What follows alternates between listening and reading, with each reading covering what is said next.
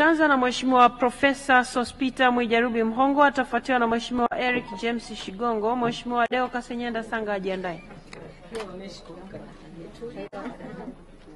Mheshimiwa Spika, nashukuru kwa kupata fursa ya kuanza kuchangia bajeti ya Wizara ya Afya. Ukweli ni kwamba mengi yamefanyika. Wizara inafanya vizuri, na wabunge wenzangu nadhani hii ni wizara ya kuwapatia tu ushauri, lakini wanaenda vizuri. Nianze na jimbo langu la Msoma Vijijini. Nasema inaenda vizuri na uthibitisho ni huu. Huduma za afya toka niwe mbunge wa Msoma Vijijini, ni kwa miaka hii 4-5 mambo yamebadilika kweli kweli. Msoma Vijijini tuna hospitali ya halmashauri yenye hadhi ya hospitali ya wilaya. Tuna vituo vya afya 6. Tumepata tena fedha kujenga kituo cha afya cha 7. Zahanati zinazotoa huduma ni 28. 24 ni za serikali, 3 ni za binafsi. Sasa kwa mtindo wetu wa Msoma Vijijini huwa tunaanza kujenga sisi, alafu baadaye tunaomba serikali tusaidie. Saa hizi tunajenga zahanati mpya 18, lakini malengo yetu ni kujenga zahanati kila kijiji. Kwa hiyo Msoma Vijijini tunajenga shule ya sekondari kila kijiji na zahanati kila kijiji. Magari ya wagonjwa tunayo 7.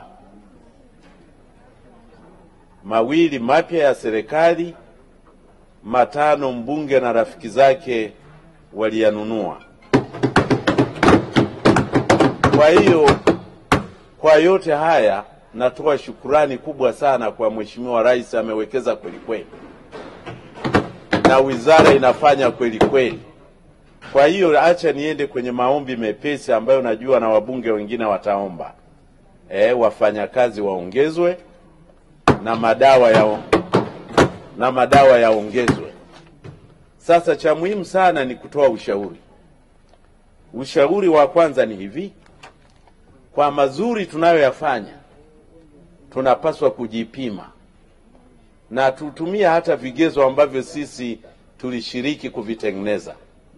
Cha kwanza kabisa, Mheshimiwa Spika, na wizara hii tulishiriki vizuri sana mwaka 2015 UN, zile Sustainable Development Goals. Sasa ya afya ni namba 3, SDG namba 3, ambayo ni good health and well-being. Hii ni kubwa mno. Naomba wizara kila tunavyokwenda mbele, rudini kwenye ESDG 3, muangalie kama tunaenda vizuri.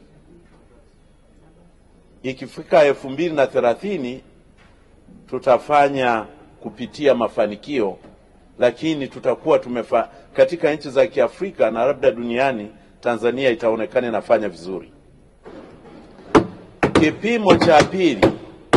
Kipimo cha pili ni lazima sisi ni wanachama wa WHO. Tena Mheshimiwa Profesa rafiki yangu, hongera sana.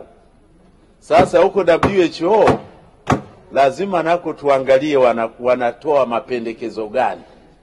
Kwa mfano, uwiano wa daktari na wananchi wanaopaswa kutibiwa. WHO inapendekeza daktari mmoja kwa watu 1000. Wengine wanasema daktari mmoja kwa watu 4000. Mimi napenda hii ya daktari mmoja ya watu 1000. Na maana ya daktari hapa ni yule mwenye shahada kutoka kwenye chuo kikuu kinachotambulika. Ndio maana yake hiyo. Kwa hiyo tukichukua mapendekezo hayo, Sasa hivi Tanzania tuko watu takriban milioni 70. Kwa hiyo daktari mmoja kwa watu 1000. Mheshimiwa Waziri, unapaswa kuwa na madaktari 70,000. Sasa mimi sikutaka kwenda kwenye database yenu, siwezi kulumbana na nyie, afadhali niongee haya mimi. Mwaka 2050 kwenye dira yetu ya maendeleo, tukifika mwaka 2050, kama tunazaliana sana, na itategemea spidi yetu ya kuzaliana, lakini tuchukulie tutakuwa watu milioni 140. Kama ni watu milioni 140, ifikapo mwaka 2050 tunapaswa nchini kuwa na madaktari 140,000 kulingana na mapendekezo ya WHO. Kingine ambacho lazima tujipime nacho ni uwiano wa manesi kwa wagonjwa. WHO inapendekeza nesi mmoja kwa wagonjwa 8. Nesi mmoja wagonjwa 8. Tunafanya vizuri, lakini tunapaswa kujipima.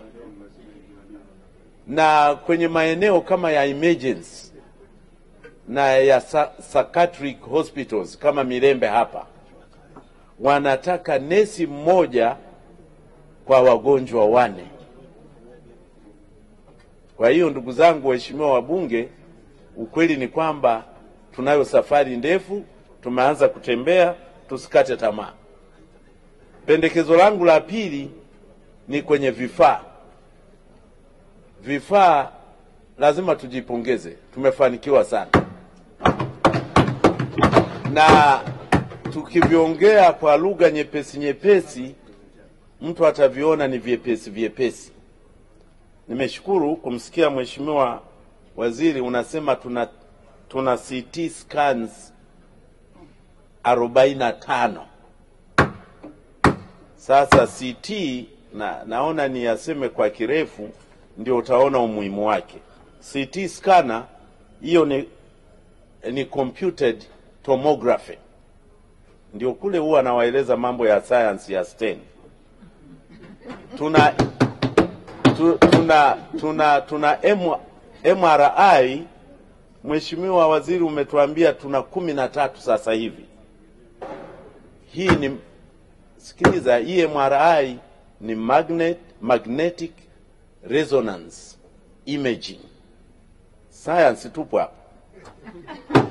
Alafu tuna mambo ya x-rays ambazo hata kule kwangu kuna x-ray. Mheshimiwa Waziri, tumeenda mbali, tumechukua ambazo ni digital za kisasa kweli kweli, ambazo zingine ni fixed na zingine mobile za kumfata mgonjwa na kumnini.